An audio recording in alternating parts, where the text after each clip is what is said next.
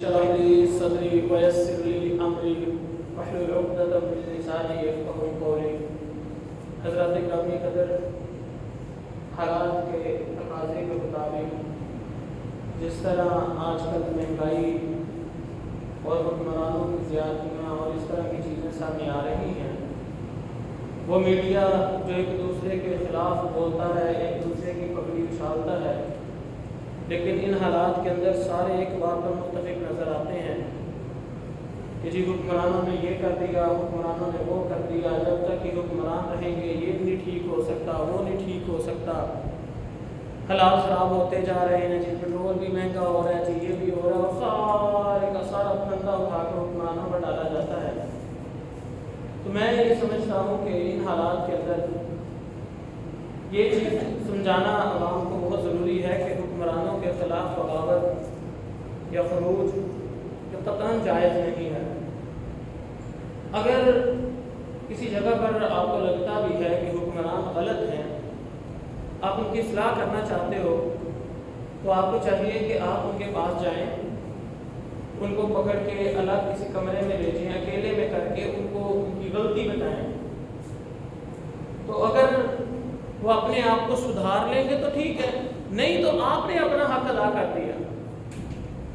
اگر آپ کے پاس یہ وسائل نہیں ہیں، آپ ان تک نہیں پہنچ سکتے، ان کے پاس نہیں جا سکتے، تو لا یکلف اللہ نفسا الا وسعها، انسان کو اس کی وسعت سے زیادہ اللہ نے مکلف بنایا ہی نہیں۔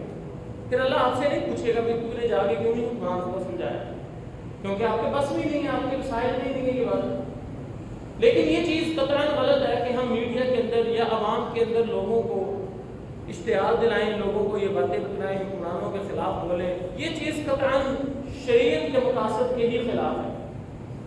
آگے بھی میں نے ایک مرتبہ اس موضوع پر جمعہ پڑھایا تھا، لیکن آج میں ایک دو واقعات عرض کروں گا، وقت تو تھوڑا ہوتا ہے، کہ کب کب ہم سے کئی گنا بہتر لوگوں نے جب بغاوت کی یا خروج کیا تو نقصان سے علاوہ کو کچھ نہیں ملا، نقصان بھی اٹھایا انہوں نے۔ تو آج اس مختصر سے وقت کے اندر پہلے میں یہ بات بتاؤں گا، یہ واضح کروں گا کہ حکمرانوں کے خلاف بغاوت، خروج، اس کا امت مسلمہ کو نقصان ہی ہوتا ہے۔ اور پھر دوسرے مرحلے میں ساتھ یہ بھی بتاؤں گا کہ اگر اس طرح کے موقع آ جائیں تو پھر کیا کرنا چاہیے، کہ ان غلطیوں کو کیسے سدھارا جائے، ان عذاب سے کیسے چھٹکارا پایا جائے، یہ بھی میں انشاءاللہ آپ کے سامنے عرض کروں گا۔ تو سب سے پہلی بات، اگر ہم بغاوت اور خروج کی بات کریں، حکمرانوں کے خلاف بولنے کی بات کریں، تو پہلے اس حوالے سے میں کچھ ایک دو واقعات درج کرتا ہوں۔ سب سے پہلے ایک بڑا مشہور واقعہ ہرہ بھی ہے۔ مدینے کے لوگوں نے جب بیعت توڑ دی تو اہل مدینہ کی بیعت توڑنے کے بعد اس وقت یزید بادشاہ تھا، اس کی حکومت تھی، تو اس نے فوج بھیجی اہل مدینہ کے خلاف کہ جاؤ، انہوں نے بیعت توڑ دی ہے، ان کو سمجھاؤ بجاؤ، اگر تو سمجھ جاتے ہیں تو ٹھیک ہے، نہیں تو تم انہیں بیعت کرنے پر مجبور کرو، یعنی کہ بغاوت کو کچل دو، آسان لفظوں میں۔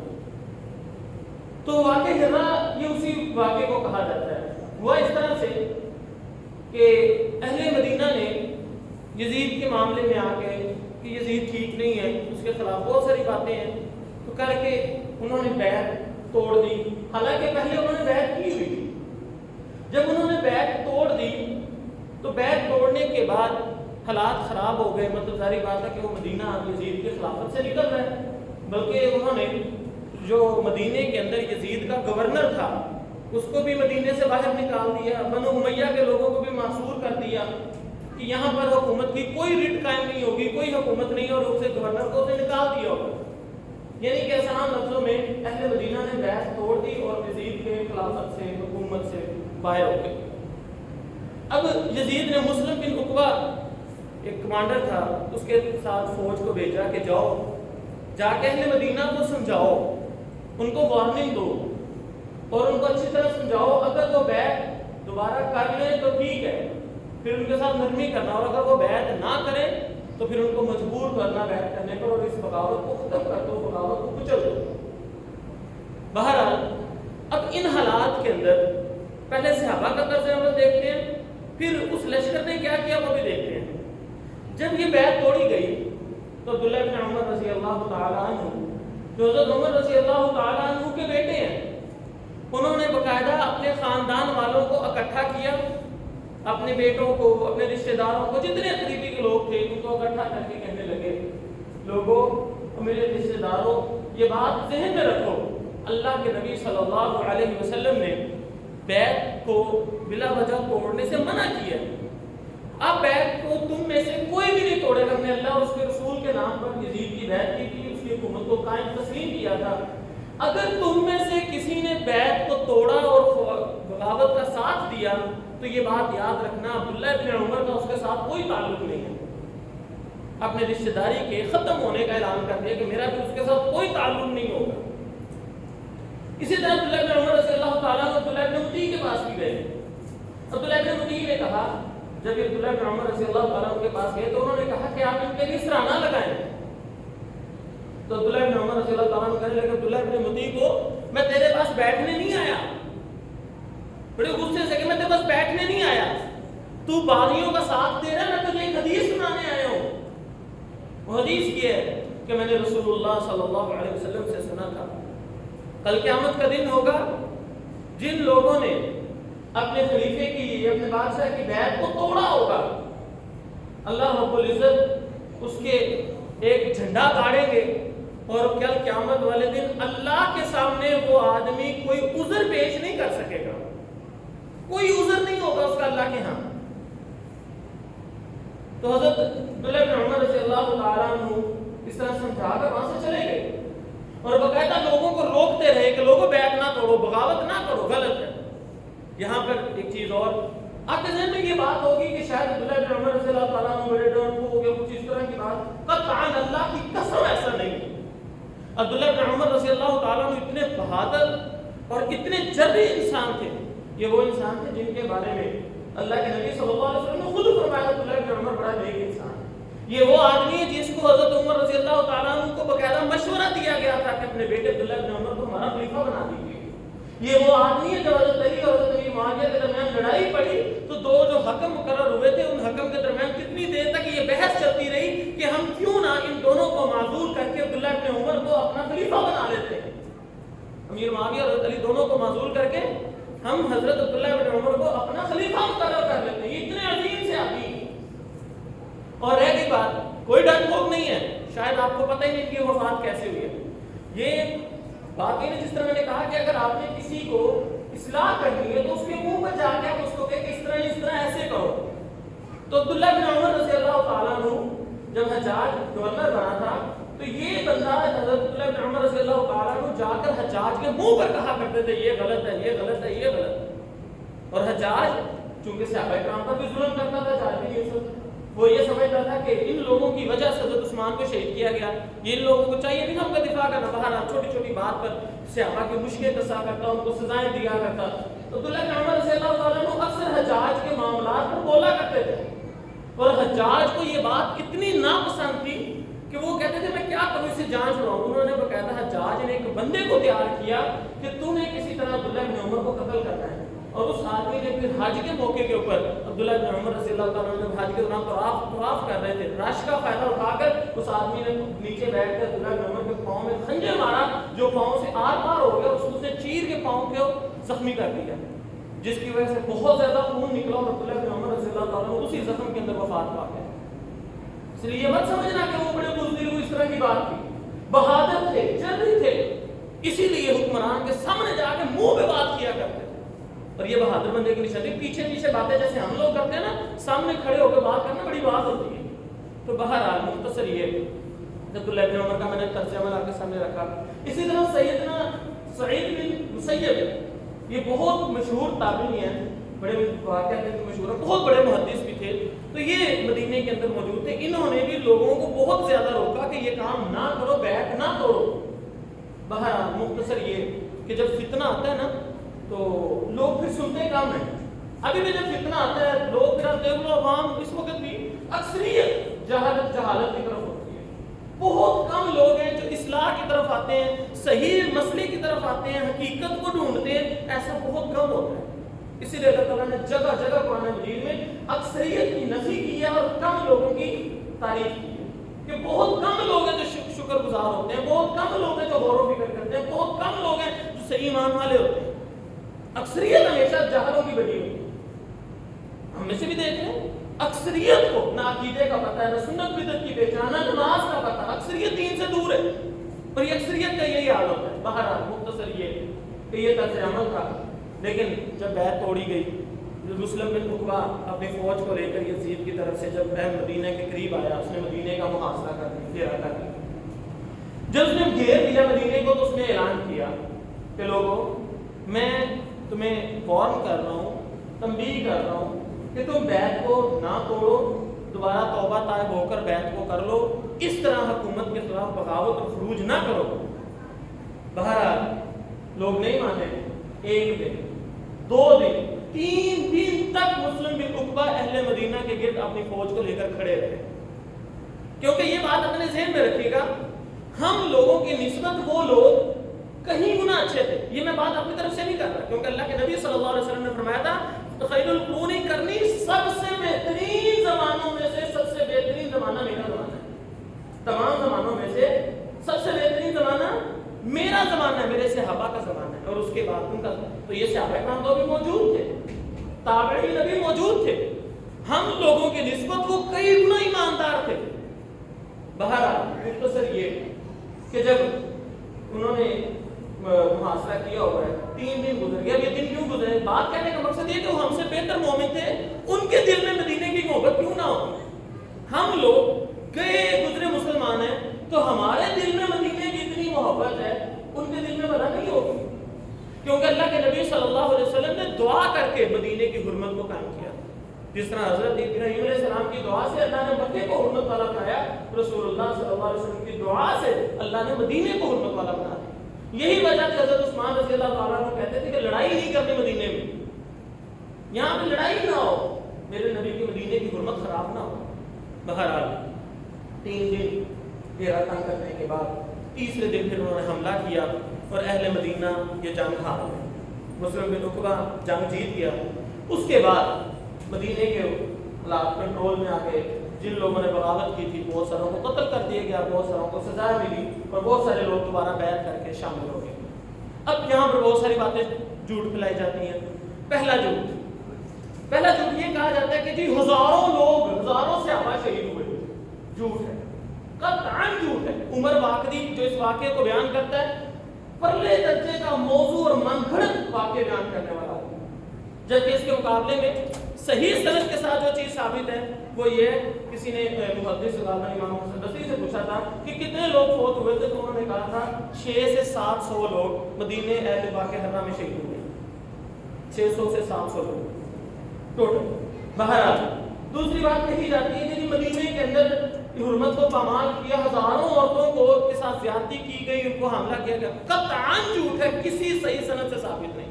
یہ وہی عمر واقعی جو موضوع اور من گھڑت روایات بیان کرتا ہے اس کے ساتھ، ورنہ ایسے کیسے ہو سکتا ہے؟ صحابہ کا دور ہے، تابعین کا دور ہے، ہر چیز تاریخ میں ملتی ہے، اگر ایسی کوئی بات ہوتی تو ضرور صحیح سند کے ساتھ تاریخ میں مل جاتی ہے۔ تیسرے نمبر پہ کہا جاتا ہے 3 دن مسجد نبوی میں نماز نہیں ہوئی، گھوڑے مسجد نبوی میں باندھ دیے، ان کے پیشاب، ان کے لیے منبر رسول پر پڑے، نعوذ باللہ، جھوٹ قطعاً۔ اور رہ گئی بات، اگر آپ کو لگتا ہے کہ پاس یہ تینوں باتیں عمر واقعی نے بیان کی، من گڑت اور ضعیف روایات، اگر آپ کو لگے کہ نہیں یہ بات ٹھیک ہے تو آپ ایسا کریں اس حدیث کو ہی پورا پڑھ لیں۔ اسی حدیث میں یہ بات لکھی ہوئی ہے جو اہل سنت کے اجماعی موقف کے بھی خلاف ہے کہ 3 دن وہاں پر نماز نہیں ہوئی، لیکن سعید بن مسیب رحمہ اللہ علیہ مسجد نبوی میں موجود تھے، اللہ کے نبی کی قبر کے اندر سے اذان کی آواز آتی تھی اور سعید بن مسیب مسجد نبوی میں نماز پڑھتے تھے۔ حالانکہ اہل سنت کا یہ اجماعی موقف ہے کہ قبر جو لوگ ایک دفعہ اس دنیا سے چلے جاتے ہیں وہ واپس نہیں آ سکتے، اور نہ ہی اس طرح کی قبر سے آوازیں آتی ہیں، نہ ہی اذان کی آواز آتی ہے۔ موضوع من گڑت اور ضعیف روایات۔ تو بہرحال یہ تھوڑی سی انفارمیشن تھی۔ تو بات اب ہم اپنے پھر موضوع کی طرف آتے ہیں کہ بغاوت ہوئی، اس بغاوت میں بڑے اچھے لوگ تھے، بڑے بڑے لوگ فتنوں کا شکار ہو گئے، لیکن اس کے باوجود فائدہ ہوا یا نقصان؟ مدینے کی حرمت خراب ہوئی، کتنے لوگ قتل ہوئے، کتنے لوگوں کو نقصان اٹھانا پڑا، اس سارے کا سارا نقصان کس کا ہوا؟ بغاوت کا۔ اسی طرح دوسرے نمبر میں ایک اور واقعہ بیان کر دیتا ہوں، عبد الرحمن ابن اشعث، اس اس کا واقعہ بھی بڑا مشہور ہے. یہ عبد الملک بن مروان کے دور میں یعنی کہ تقریباً 80-84 ہجری کا یہ واقعہ ہے, 80 ہجری کے قریب عبد الملک بن مروان کی حکومت تھی. یزید کے بعد مروان کی حکومت آئی تھی, مروان کے بعد عبد الملک کی حکومت آئی تھی, اور عبد الملک 21 سے 22 سال حکمران رہے. یہ بھی بنو امیہ کے تھے. بہرحال عبد الملک جو ہے یہ بہت بڑے محدث بھی تھے. ان کے بارے میں واضح کہا جاتا ہے کہ اگر یہ حکمران نہ بنتا تو بہت بڑا محدث ہوتا, کیونکہ انہوں نے ساری زندگی اپنی خلیفہ بننے سے پہلے مسجد نبوی کے اندر محدثین کے ہاں علم سیکھ کر گزاری ہے. مختصر یہ عبد الملک بن مروان کی حکومت آئی, اور عبد الملک بن مروان کی حکومت کے اندر جب مسلمانوں کی فوج ترک بادشاہ, یہ ترکی کا علاقہ ہے, اس وقت یہاں پر رتبیل بادشاہ ہوتا تھا, اس کی حکومت تھی. اس کے خلاف مسلمانوں نے چڑھائی کی. ساری بات علاقے فتح کرتے کرتے اسلام کا جھنڈا پھیلاتے دور دنیا تک پھیلتے چلے جا رہے تھے. تو جب عرب علاقے سے نکلتے وہ ترکی کے علاقے پر جب مسلمانوں نے حملہ کیا تو مسلمانوں کے لشکر کو شکست ہوئی. رتبیل بادشاہ بڑا مضبوط تھا, بڑی مضبوط فوج تھی, اس نے مسلمانوں کے ایک لشکر کو شکست دی.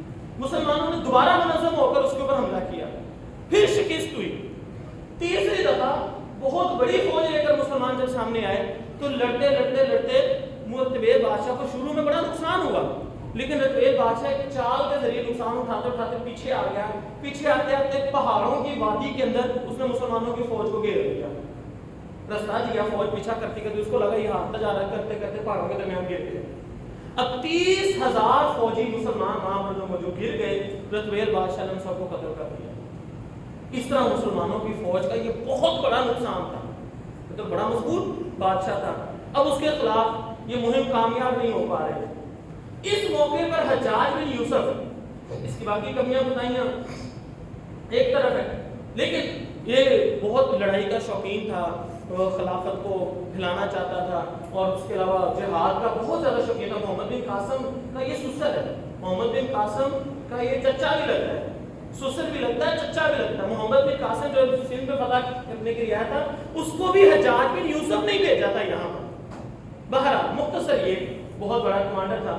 اس نے حجاج بن یوسف نے پھر ایک لشکر تیار کیا عبد الرحمن بن اشعث کے زیر نگرانی, عبد الرحمن بن محمد بن اشعث, اس کی زیر نگرانی ایک بہت بڑا لشکر تیار کیا, اور اس لشکر کے اندر 1,00,000 سے اوپر فوج تھی. ایک روایت کے مطابق 1,20,000 کی قریب فوج تھی, اور اپنے خزانوں کے منہ کھول دیے, بڑا ہی ان کو مال سے بھی نوازا, سب کچھ دیا. مشہور ہو گیا تھا کہ یہ موروں کا لشکر ہے, کتنا ناز و نام والا, اتنے نخرے والا لشکر کی ہر ڈیمانڈ پوری ہو رہی ہے, اتنی سہولتیں دی جا رہی ہیں. یہ ایک بہت بڑا لشکر تیار کر کے عبد الرحمن بن محمد بن اشعث کی زیر نگرانی اس کو بادشاہ رتبیل کے خلاف جنگ کے لیے بھیج دیا. اور حجاج بن یوسف نے اپنے علاقے کے بصرہ اور کوفہ کے چنے ہوئے کمانڈر, صحیح جنگجو لوگ جو بہت اچھی جنگ کرنا جانتے تھے, بڑی اچھی تلوار چلانا جانتے تھے, بڑے بڑے مشہور چنے ہوئے کمانڈر اور چنے ہوئے فوجی اس لشکر کے اندر شامل کیے کہ جا کے بادشاہ رتبیل کو شکست دے کر آنا. اور یہ سب کچھ ناز و نام نخرے اٹھانے کے بعد حجاج بن یوسف نے ان کو حکم دیا کہ اس وقت تک واپس نہ آنا جب تک تم بادشاہ رتبیل کو مکمل طور پر شکست نہ دے دو. بہرحال یہ لشکر چلا, چلتے ترک بادشاہ کے خلاف برسر بیکار ہوا. اس نے ترک بادشاہ کو شکست دینا شروع کی. اب ترک بہت بڑا علاقہ تھا, شکست دیتے کافی علاقہ انہوں نے فتح کر دیا. بہت بڑا ملک کا آدھے سے زیادہ ملک انہوں نے فتح کر دیا. فتح کرنے کے بعد اب موسم سرما شروع ہو گیا. اب جو لوگ ترک علاقے کو جانتے ہیں انہیں پتا ہے کہ موسم سرما وہاں پہ بڑا سخت ہوتا ہے, برف باری ہوتی ہے, بڑی ٹھنڈ ہوتی ہے. اب ظاہر بات ہے اس فوج کے اندر عرب فوجی بہت زیادہ تھے, اور عرب علاقہ اتنا زیادہ ٹھنڈ نہیں ہوتا کہ وہاں پہ اتنی زیادہ برف باری ہو. تو ایسے لوگوں کو سردی کا مقابلہ کرنا مشکل ہے, کیونکہ وہ لوگ گرمیوں کا تو مقابلہ کر سکتے ہیں لیکن سردی کا مقابلہ کرنا ایسے لوگوں کے لیے مشکل ہے. جیسے جو لوگ ٹھنڈے علاقوں میں رہتے ہیں وہ مئی جون میں گرمی میں ذرا ہم کو یہاں پر لاہور میں رکھ کے دکھاؤ لاکھوں بتا جاتا ہے, جبکہ ہم لوگ رہ رہے ہیں ہمیں محسوس نہیں ہوتا ہے کیونکہ ہم آتی ہیں یہاں. بہرحال فتح کرتے کرتے جب عبد الرحمن بن محمد بن اشعث سرما کے موسم سے پہلے آدھے سے زیادہ ملک فتح کر چکا, تو اب موسم سرما شروع ہو گیا تو مجاہدین ظاہر بات ہے مشکل پیش آنے لگی. تو عبد الرحمن بن اشعث نے اپنے بڑے بڑے کمانڈروں کو بٹھایا اور اپنی مجلس شورا سے مشورہ کر کے ایک خط لکھا حجاج بن یوسف کو کہ آپ ہمیں ایک سال کے، یہ موسم سرما کا جو ایک سال یہ وقت ہے، یہ 5-6 ماہ جو ہمیں نا ریسٹ کرنے کا موقع دیں. اس دوران ہم نے جو علاقے فتح کیے ہیں ان کا انتظام و انصرام بہتر کرتے ہیں، ان کے انتظام کو مضبوط کرتے ہیں، اور اس دوران ہمارے جو فوجی جو پچھلے کئی مہینوں سے جنگ کرتے چلے آ رہے ہیں ان کو ذرا ریسٹ کرنے کا بھی موقع مل جائے گا. پھر تازہ دم ہو کر ہم موسم سرما کے بعد دوبارہ رتبیل بادشاہ کے خلاف جنگ شروع کریں گے اور انشاءاللہ اس کو مکمل طور پر فتح کر دیں گے. اب یہ خط عبد الرحمن بن اشعث نے ابن اشعث نے سالوں میں حجاج کو لکھا. حجاج بن یوسف اب چونکہ ابن اشعث کے تھوڑا بہت کولڈ وار جسے کہہ لیں ایک دوسرے کے درمیان تھوڑی سی چپلش چلتی تھی، ظاہری بات ہے وہ بھی کمانڈر تھا یہ بھی کمانڈر تھا، تو کمانڈر ایک دوسرے کے جیسے وزیر بھی ایک دوسرے کے خلاف دل میں بات تو رکھتے ہیں نا، اپنے آپ کو زیادہ اونچا کرنا ہوتا ہے. حجاج بن یوسف کو بہرحال موقع مل گیا، اس نے فوراً خط کے جواب میں بڑے سخت الفاظ لکھے کہ تم لوگ ڈر گئے ہو، تم یہ ہو گیا، تمہیں وہ ہو گیا، تم فلاں ہو گیا، بزدل ہو گئے ہو، سست ہو گئے ہو. مجاہدین کا کیا کام ہے بزدل ہونا، سست ہونا، فلاں ہو، جبکہ میں نے تمہیں کہا تھا کہ تم نے رتبیل بادشاہ کو مکمل شکست دے کے واپس آنا ہے، تم یہ کیا کام کر رہے ہو. بڑی سخت اس طرح الفاظ لے کے ان کو بھیج دیے، بزدل بھی کہا، سست بھی کہا، ڈرپوک بھی کہا. جب یہ خط حجاج بن یوسف کے ایلچی تھا وہ لے کر جب پہنچا عبد الرحمن بن اشعث کے پاس، تو ابن اشعث نے یہ خط اپنے کمانڈروں کو اکٹھا کیا اور ان کے سامنے پڑھا اور کہنے لگا کہ دیکھو تمہارے مشورے سے میں نے یہ خط لکھا تھا، آگے سے یہ جواب آیا ہے. جبکہ تم لوگ اچھی طرح سمجھتے ہو کہ ہم کوئی بزدل نہیں، سست نہیں، ڈرپوک نہیں، ہم نے اس بادشاہ کو شکست دی ہے جو مسلمانوں کے 3 لشکروں کو پہلے شکست دے چکا تھا، مسلمانوں کے بڑی فوج کو قتل کر چکا تھا، ہم نے اس بادشاہ کو شکست دی ہے. لیکن دیکھو یہ آگے سے کیا جواب آیا. لوگ حجاج کو گالی دینے لگے. حجاج سخت تو پہلے ہی تھا، سخت مزاج بہت، اس کے کاغذوں میں ایک ہی سزا تھی، کسی نے غلطی کی اسے قتل کر دو، اس نے غلطی کی اس کو قتل کر دو. بہت زیادہ سخت مزاج آدمی تھا. بہرحال مختصر یہ کہ عبد الرحمن بن اشعث کے فوجیوں نے حجاج کو گالیاں دینا شروع کر دی، سخت بولنا شروع کر دیا، یہاں تک کہ ایک بندے نے کھڑے ہو کر کہا کہ ہم حجاج کی بیعت توڑ دیتے ہیں. اب یہاں سے بغاوت شروع ہوئی. پہلے آپ معاملے کو سارا سمجھ گئے، اب دیکھیں بغاوت شروع ہو گئی. ایک فوجی نے کہا کہ ہم حجاج کی بیعت کو اپنے گلے سے اتارتے ہیں، ہم آج کے بعد حجاج کو اپنا کمانڈر ہی تسلیم نہیں کرتے. کوئی ہم عبد الرحمن بن اشعث کو اپنا کمانڈر تسلیم کرتے ہیں، آج کے بعد ہم اس کے ساتھ مل کر جو بھی معاملہ ہوتا ہے. لوگوں نے بہت سارے لوگ اٹھے، ان کو بھی غصہ آیا تھا. جب فتنہ ہوتا ہے بات یہ کہ سارے یا تو قرآن و حدیث کو سمجھتے ہو نا، ان کو پتا ہو کہ یہ بغاوت ہو رہی ہے. مسئلہ یہ کہ لوگوں کو پتا تو ہوتا نہیں، یہ بغاوت تو بڑی دور کی بات ہے، لوگ بنیادی عقیدہ نہیں پڑھتے، لوگ قرآن ترجمے سے نہیں پڑھتے، اسی لیے یہ دعویٰ کرنا کہ لوگوں کو دین کی پہچان ہے یہ اتنی آسان بات نہیں ہے. بہرحال لوگوں نے عبد الرحمن بن اشعث کے ہاتھ میں بیعت کر دی. اب بغاوت شروع ہو گئی. عبد الرحمن بن اشعث اس بغاوت کا کمانڈر بن گیا اور لوگوں نے ان کا ساتھ دینا شروع کر دیا. اب وہی موروں کی فوج، وہی فوج جو بڑی طاقتور تھی، بڑی اچھے اچھے کمانڈر تھے، اب اس نے حجاج کے خلاف خروج شروع کر دیا. سب سے پہلا نقصان وہ رتبیل بادشاہ، اس سے صلح کرنی پڑی. عبد الرحمن بن اشعث نے جس بادشاہ کو شکست دی تھی اب اسے صلح کا پیغام بھیجا کہ میں تجھ سے صلح کرتا ہوں، تیرے اوپر مزید حملہ نہیں کروں گا، تجھے نقصان نہیں پہنچاؤں گا، تجھے ہمیں کچھ نہیں کرنا ہماری، بلکہ تجھے مدد کرنی ہے حجاج کے خلاف. رتبیل بادشاہ کہتا ٹھیک ہے مجھے اور کہہ رہی ہے، میرا تو ملک ڈوب رہا تھا. تو اس نے صلح کر لی اور باقاعدہ مدد کی بھی یقین دہانی کروائی. بہرحال عبد الرحمن بن اشعث اب اپنی فوج کو لے کے واپس حجاج کے خلاف چلا.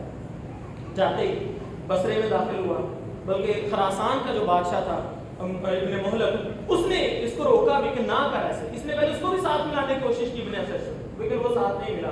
مختصر یہ کہ جب یہ بصرہ میں داخل ہوا، بصرہ اور کوفے کا اس وقت گورنر حجاج بن یوسف تھا. جیسے میں نے پہلے بتایا کہ بڑا سخت مزاج تھا، تو لوگ اس کی سختی کی وجہ سے بڑے تنگ تھے. لوگوں کو موقع مل گیا، بصرہ کے لوگوں نے حجاج کی بیعت توڑ کر ابن اشعث کے ہاتھ میں بیعت کر. پھر ادھر سے اب حجاج بن یوسف نے اپنی فوج کو بھیجا عبد الرحمن بن اشعث کی فوج کو مقابلہ کرنے کے لیے. تو ابن اشعث کی فوج نے حجاج کی فوج کو شکست دے دی. پھر دوسرے مقام پر سامنا ہوا، پھر شکست دے دی. تیسرے مقام پر سامنا ہوا، پھر شکست دے دی. یہاں تک کہ بڑے آرام سے بصرہ کے اندر ابن اشعث داخل ہو گیا اور حجاج کو بصرہ سے بھاگنا پڑا. بصرہ سے بعد ساتھ ہی کوفے کا علاقہ لگتا تھا، کوفے کے اندر بھی داخل ہو گیا اور کوفے کے بھی بہت سارے لوگوں نے جو حجاج کے ظلم سے تنگ تھے اس کے اوپر بیعت کر دی. یہاں تک کہ بہت سارے علماء بھی اس میں کچھ شامل ہو گئے. لیکن یہ بات یاد رہے، جو علم کے اندر پختہ تھے وہ روکتے رہے. سعید ابن مسیب زندہ تھے، وہ لوگوں کو روکتے رہے کہ نہ کرو. یہاں پر حسن بصری رحمہ اللہ علیہ زندہ تھے، لوگوں کو روکتے رہے کہ لوگوں یہ بغاوت نہ کرو. لوگ آگے سے کہتے تھے حجاج بڑا ظالم ہے، ظالم بادشاہ، اس کے خلاف بولنا چاہیے، یہ ہے وہ ہے. تو حسن بصری رحمہ اللہ علیہ کہا کرتے تھے لوگوں، اللہ کے بندو سمجھو حجاج تمہارے اوپر اللہ کا ایک ظلم، اللہ تعالیٰ کی ایک عذاب ہے. اس عذاب کو، اللہ کے عذاب کو اپنے ہاتھوں سے دور نہیں کر سکتے. تم اللہ کے عذاب سے بچنا چاہتے ہو نا، تو توبہ استغفار کرو، دین کے قریب آؤ، دین پر عمل کرنے والے بن جاؤ. اللہ اس عذاب کو تم سے ختم کر دے گا.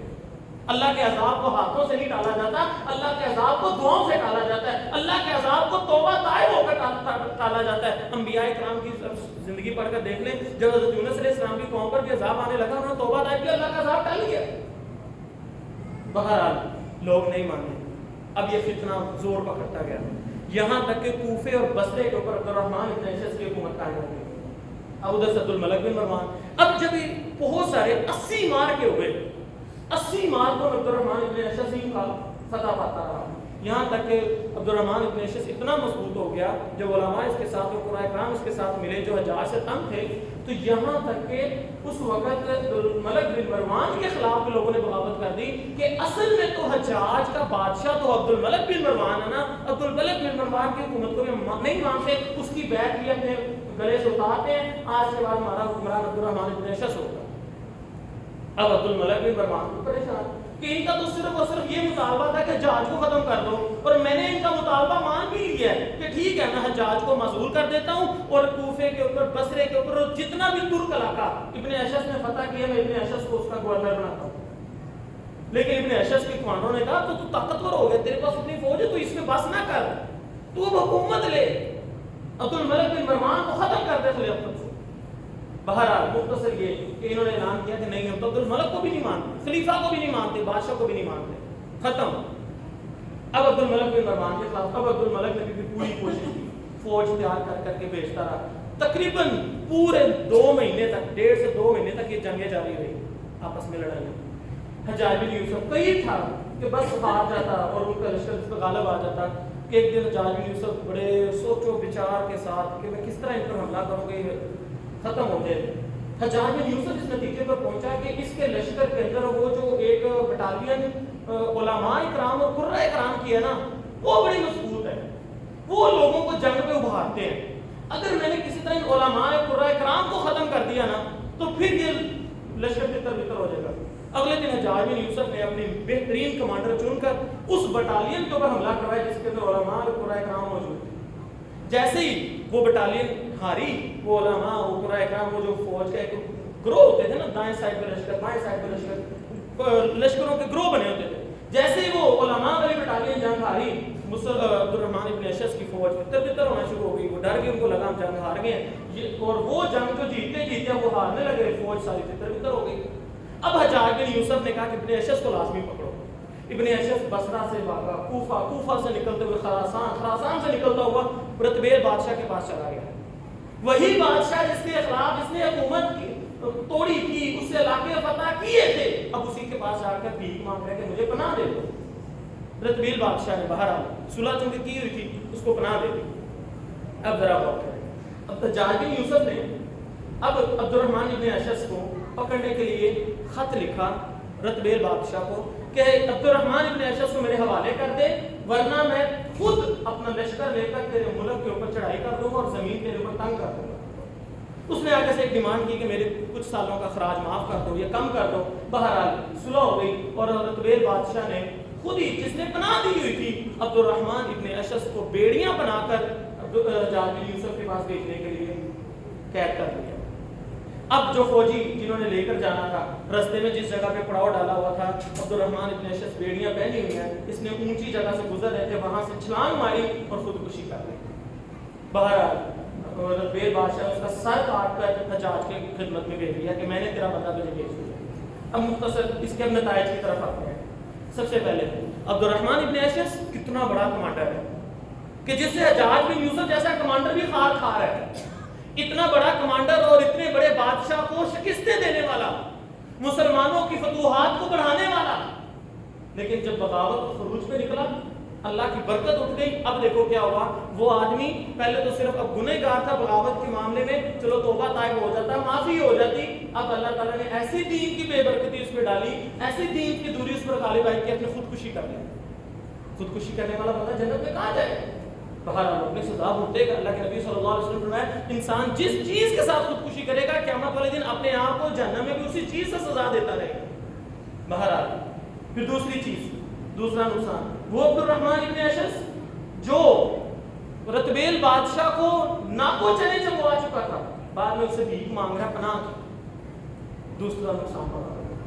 تیسرا نقصان, وہ فوج جو اتنی منظم تھی کہ پورے ترک کو فتح کر سکتی تھی, آپس میں لڑ کر ہزاروں کی تعداد میں جب اپنے مسلمان فوجی شہید ہوئے تو کیا ہوا نقصان کیا ہوا؟ وہی ترک علاقہ جو باقاعدہ فتح کیا ہوا تھا اس کے کافی سارے حصوں سے دستبردار ہونا پڑا.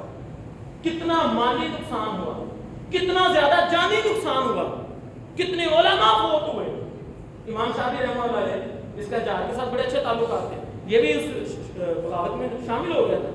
تو عبد الرحمن ابن اشعث کے ساتھ جب امام شافعی بھی ساتھ تھے, تو جب بعد میں جاج نے ان کو پکڑ لیا تو کہا کہ ہاں بتاؤ کیا تم نے پایا؟ کہا ہم غلط تھے.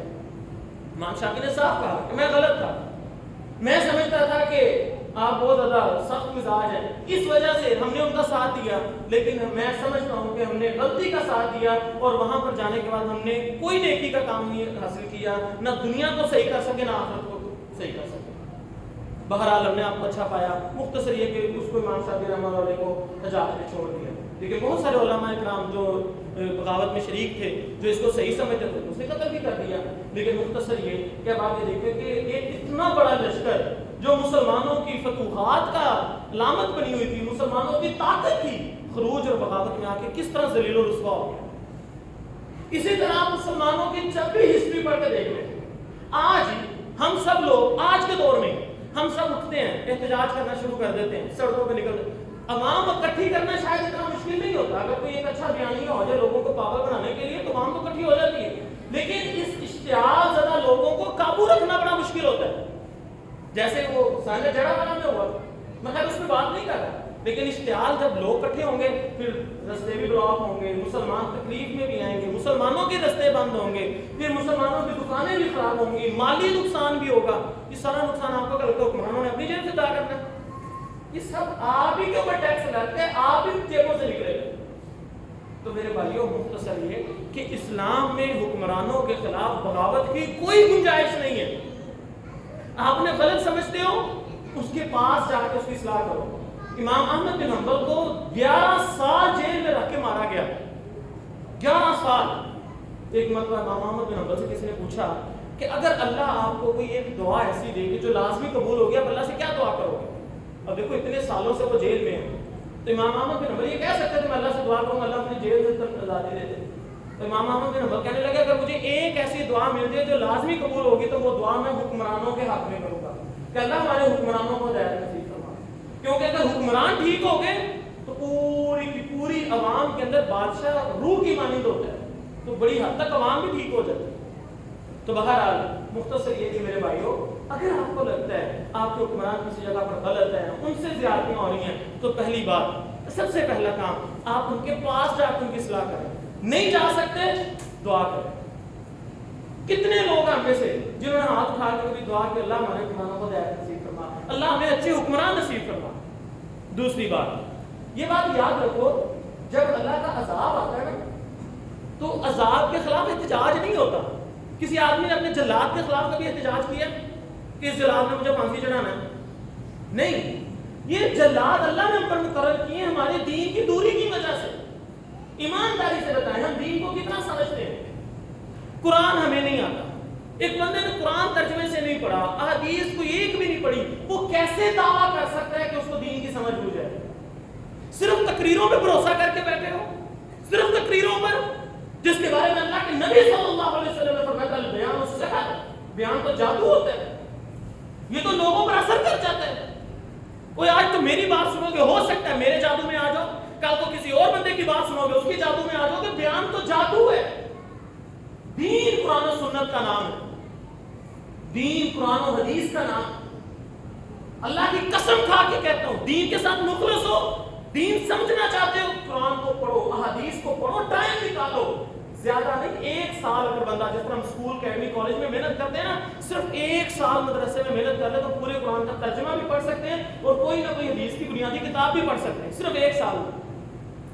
اسی لیے خدا را آؤ، اگر اصلاح چاہتے ہو، اس امت کی اصلاح چاہتے ہو، اپنی اصلاح چاہتے ہو، اس کا صرف اور صرف ایک ہی طریقہ ہے جو اللہ کے نبی صلی اللہ علیہ وسلم نے کیا، دعوت و تبلیغ۔ دعوت و تبلیغ، آؤ قرآن پڑھو، ترجمے کے ساتھ پڑھو، احادیث کو پڑھو، اپنی اولادوں کو دین پر چلاؤ، ارد گرد جو تمہارے احباب ہیں ان کو دین کی دعوت دو۔ اللہ کی قسم دین اس طرح غالب رہے گا اور کوئی دوسرا طریقہ نہیں ہے۔ 1400 سال گزر چکے ہیں، آج تک بتاؤ کوئی ایک بھی بغاوت کامیاب ہوئی؟ کوئی ایک بھی بغاوت مسلمانوں کے لیے فائدہ مند ثابت ہوئی؟ اگر کسی کو لگتا ہے کہ ایسا ہوا ہے تو وہ ضرور بعد میں بیٹھ کر مجھے بتائے، میرے علم میں یہ اضافہ ہوگا، کیونکہ میں نے بڑی کوشش کی ہے، مجھے آج تک ایک بھی ایسی بغاوت نہیں ملی جس سے مسلمانوں کو فائدہ ہوا۔ حضرت حسین رضی اللہ تعالیٰ عنہ بھی جب نکلے تھے، صحابہ کرام اسی لیے روک رہے تھے کہ نہ جائیں۔ بہرحال میرے بھائیوں، مختصر آپ لوگوں کو کہنے کا مطلب یہ ہے کہ اگر چاہتے ہو کہ حکمرانوں کی اصلاح کرنی ہے، حکمرانوں کو ہدایت پر لانا ہے، تو پھر اس طرح نہیں جیسے تم لوگ احتجاج، جلوس، ان کے خلاف میڈیا، لوگوں کے اندر پروپیگنڈا نہیں۔ اصلاح چاہتے ہو تو پھر وہ طرز عمل اختیار کرو جو طرز عمل صحابہ نے اختیار کیا۔ لوگوں کو قرآن و حدیث سمجھاؤ، قرآن و حدیث کے قریب لے کر آؤ۔ قرآن و حدیث کیا ہے؟ دین اسلام کیا ہے؟ آسان لفظوں میں دین کہتے ہیں زندگی گزارنے کا طریقہ۔ اگر قرآن و حدیث والا طریقہ اپناؤ گے تو یہ عین وہی طریقہ جو اللہ نے بتایا ہے۔ عیسائیت والا اپناؤ، یہودیت والا اپناؤ، ہندوؤں والا اپناؤ، جو سا مرضی طریقہ اپناؤ گے پھر وہی ہمارا مذہب ہوگا۔ اللہ کو ہمارا خون نہیں پہنچتا، پیسہ نہیں پہنچتا، ہمارا زندگی گزارنے کا طریقہ کیا ہے یہ اللہ تعالیٰ نے بتایا اسلام کے ذریعے۔ اس لیے زندگی صحیح گزارنا چاہتے ہو قرآن و حدیث کو پڑھو تاکہ صحیح زندگی گزارنے کا تمہیں طریقہ معلوم ہو اور خدا را اس فتنے سے باز آ جاؤ۔ آج بھی مسلمانوں میں جہاں جہاں بغاوت ہو رہی ہے، جہاں جہاں، شام، اسی طرح ترکی، شام میں، یمن میں، ایران میں، جہاں جہاں بھی بغاوت ہوئی، شیعہ سنی فساد ہوا، میدان کربلا کو بہت زیادہ اچھالا جاتا ہے۔ کیوں؟ کیونکہ یہی کہا جاتا ہے کہ دیکھو یزید بادشاہ تھا، وہ غلط تھا، حسین اس کے خلاف نکلا، اسی لیے اگر تم بادشاہوں کے خلاف نکلو گے، ظلم کے خلاف نکلو گے تو تم حسینی ہو ورنہ تم یزیدی ہو۔ یہ آسان فتویٰ دیا جاتا ہے، لوگ پھر حسینی بننے کے چکر میں نکلتے ہیں۔ اور اللہ کے بندو، جنت اتنی آسان نہیں ہے کہ تم بس اپنی جان دے دو گے تو جنت مل جائے گی۔ اللہ کی جنت اتنی مہنگی ہے کہ دنیا کے سارے خزانے بیچ کر جنت میں ایک گرد جگہ نہیں مل سکتی، ایک بالشت جگہ نہیں مل سکتی۔ محنت کرو، آپ کو اپنی زندگی کے شب و روز بدلنے ہوں گے، پھر جا کے جنت ملے گی۔ اور جہاں تک رہ گئی بات حضرت حسین، اس معاملے میں ٹوٹلی غلط کہا جاتا ہے۔ حضرت حسین رضی اللہ تعالیٰ عنہ جلوس لے کر نکلے تھے، عوام کو لے کر نکلے تھے، ہتھیار لے کر نکلے تھے، وہ اپنے گھر کے بیوی بچوں کو لے کر نکلے تھے۔ اصل میں وہ بغاوت کرنے نہیں نکلے تھے، خروج کرنے نہیں نکلے تھے، وہ کوفے کے لوگوں کو سمجھانے نکلے تھے کہ یہ چولے نہ مارو، لیکن ان لوگوں نے قتل کر دیا ان کو۔ اگر خروج ہوتا، بغاوت ہوتی تو حضرت حسین رضی اللہ تعالیٰ عنہ یہ کیوں کہتے کہ مجھے یزید کے پاس جانے دو؟ انہوں نے یہ ڈیمانڈ کی تھی نا کہ مجھے یزید کے پاس جانے دو، کیوں کہا؟ اگر وہ اس کو ظالم سمجھتے تو پھر کیوں گئے، کیوں یہ ڈیمانڈ کی؟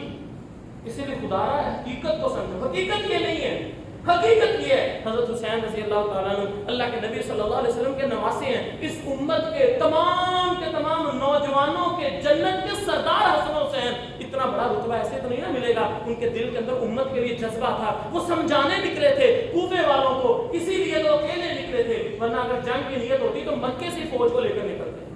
اللہ تعالیٰ سے دعا ہے اللہ تعالیٰ ہمیں حقائق کو سمجھنے کی اور صحیح معاملے میں دین کو سمجھنے کی، سمجھانے کی توفیق عطا فرمائے۔ وآخر دعوانا